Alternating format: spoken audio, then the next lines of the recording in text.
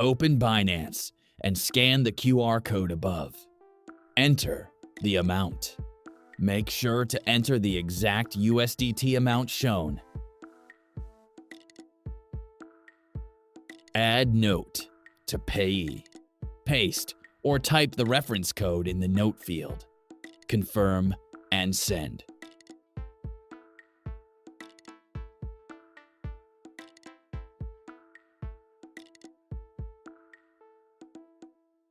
Review all payment details carefully, then tap Send.